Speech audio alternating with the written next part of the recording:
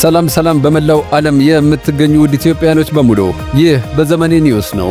ሁሌም እንደተለመደው ትኩስና ፈጣን መረጃዎችን ይዘን መተናል። በቅድሚያም አርዕስተ ዜና። ሀገር ውስጥ ዝቅተኛ የመንግስት የሰራተኞች ደሞዝ ሊሻሻል እንደሚገባ ኢሳማጎ ገለጸ።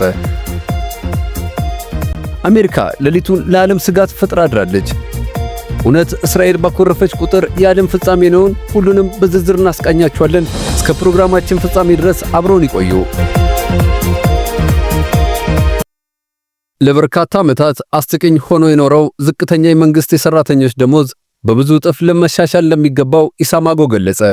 መነሻውን 1500 አድርጎ ለሰራተኞች ሲከፍሉ የነበሩትን የመንግስት ተቋማቶችና ድርጅቶችን ይህ ከዚህ በኋላም ከዚህ በላይም ሊቀጥል አይገባም ሲሉ የሚያነሱት የኢትዮጵያ የሰራተኞች ማህበር ኃላፊ የሆኑት በተጨማሪም ይላሉ የደሞዝ ጣሪያቸው እስከ 8334 ብር ድረስ የሚከፈላቸው ሰራተኞች ምንም አይነት ግብር ሊከፍሉ አይገባቸውም ሲሉ በአጽንኦት ይገልጻሉ።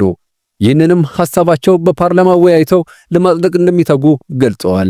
ከዚህ በፊት በተደጋጋሚ ጊዜ የሰራተኞችን መብትና ጥያቄዎች ለማስፈር ብንሞክርም በተለያዩ ሀገሪቱ ላይ በተከሰቱ ችግሮች ምክንያት ዝምታን መርጠን ብንቆይም አሁን ላይ ግን ካለው የኑሮ ጫናና ተግዳሮት አንጻር አንገብጋቢ ሆኖ አግኝተነዋል ሲሉ ታላቅ ምሬት ይናገራሉ። እኛም ሐሳቡ ተገቢ ነው ብለን እንደመደምን ወደ ሌሎች ሐሳቦች አለፈን። We have major breaking news right now. The United States is preparing to strike Iran in the coming days as soon as this weekend, and multiple federal agencies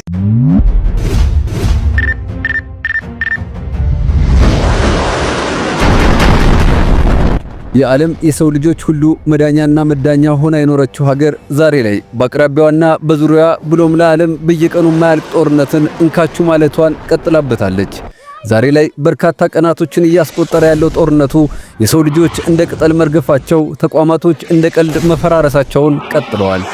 ውጊያው ዋና ከተሞቻቸውን ቴህራንና ቴልአቪቭን ጨምሮ በርካታ ቦታዎችን ማውደሙን ጀምሯል። የፓሪሲያን የስልጣኔ ምልክት ከሆነችውና የኢራናውያን መሬት ለኢራናውያን ብሎ ከቆሙት ጋር የማያባራ ግጭት ላይ የሚገኙት ጤዮናውያን ዓለም በጥፍሩ ቆሞ የሚከታተለው ይህንን እልቂት ብዙዎች ለተለያየ ሐሳብና ጎራ ከፍሎ ይገኛል። አንዳንዶች እስራኤልና ኢራን የአንድ ሳንቲም ሁለት ገጽታ ናቸው፣ ሆን ተብሎ የተደረገ ጦርነት ነው፣ እስራኤል በፍልስጤም ላይ የሰራችውን ግፍ አጀንዳ ለማስቀየር ነው ሲሉ፣ ሌሎች ደግሞ በተቃራኒ መልኩ ኢራን በኒውክሌር ዙሪያ ያላትን አቋም ለእስራኤልና መሰል ሀገሮች ለስጋት መዳረጓን ተከትሎ የአቋም መለኪያ አድርገው ያነሳሉ። በነገሮች ሁሉ የማጠፈው ዩናይትድ ስቴትስ አሜሪካ በበኩሏ ጉዳዩን ዳር ሆና ለመቃኘት እንዳሰበች በተደጋጋሚ ጊዜ ብትገልጽም አሁን ላይ ግን እየተሰሙ ባሉ መረጃዎች ማምሻውና አዳሩ ለዓለም ሌላ ትኩሳትና ሙቀትን የሚፈጥር ተግባርን ፈጽማለች። ወደ ደቡብ የባህር አቅጣጫ ተጠግታ በርካታ የጦር መርከቦችንና የአየር ላይ ተጨማሪ አውሮፕላኖችን አዘጋጅታ መነሳቷን በመከላከያው አማካይነት አስፍራለች።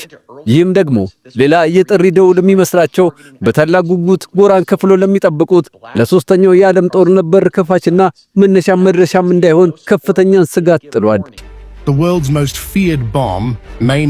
በዘመኔ ኒውስ ነበርን። በሌሎች ሐሳቦችና ጥንቅሮች ዳግም እስክንገናኝ ለቻናሉ አዲስ የሆናችሁ ሰብስክራይብ፣ ላይክ፣ ሼር ማድረጋችሁ አይለየን። ሐሳብ አስተያየታችሁን በኮሜንት አጋሩ። የዛሬውን አበቃን።